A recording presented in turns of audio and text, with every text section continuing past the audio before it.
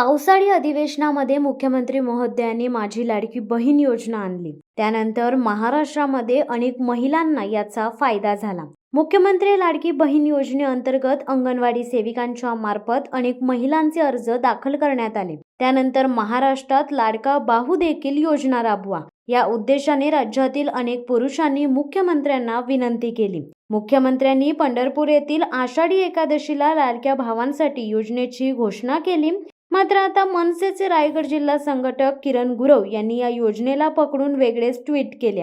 लाडकी बहीण लाडका भाऊ आणला, त्यानंतर आता लाडका रस्ता कधी होणार असे ट्विट करत गुरव यांनी सर्वांचे लक्ष वेधले। कोकणातील आणि विशेष करून मुंबई गोवा राष्ट्रीय महामार्गाची झालेली दुरावस्था लक्षात घेता हे सरकारचे लक्ष वेधण्यासाठी मनसेचे जिल्हा संघटक किरण गुरव यांनी हे ट्विट केले। मुंबई गोवा महामार्गाला आपण लाडका रस्ता म्हणत आहोत। या ठिकाणी मला असं सांगायचं आहे की जसं अधिवेशनामध्ये माननीय मुख्यमंत्र्यांनी घोषणा केली की माझी लाडकी बहीण ही योजना त्यांनी राबवली आणि ती यशस्वीपणे पार सुद्धा पडते। त्याच ठिकाणी लगेच एका महिन्याभरात त्यांनी लाडका भाऊ ही योजना सुद्धा राबवली। ह्या गोष्टींनी सर्व पुरुष मंडळी व महिला मंडळी खूप खुश आहेत या गोष्टीबद्दल आणि आम्ही सुद्धा या अशा योजनेचं स्वागत करतो। पण हा लाडका रस्ता म्हणून जो आता आम्ही उल्लेख केलाय, हा लाडका रस्ता गेले 17 वर्षापासून असाच आहे। त्या रस्त्यावर अनेक खड्डे आहेत, त्या रस्त्यावर सेफ्टीचे इश्यू आहेत, क्वालिटीचे इश्यू आहेत।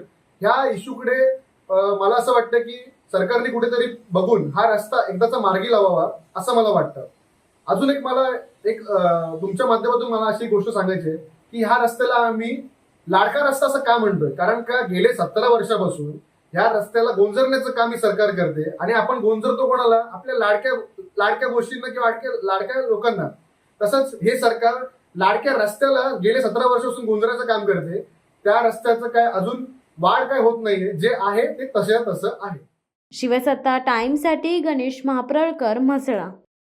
दे धडक बेधडक वृत्त देणाऱ्या आपल्या शिवसत्ता टाइम्स न्यूज चॅनलला लाल बटन दाबून सबस्क्राईब करा आणि बेल आयकॉनला क्लिक करायला विसरू नका।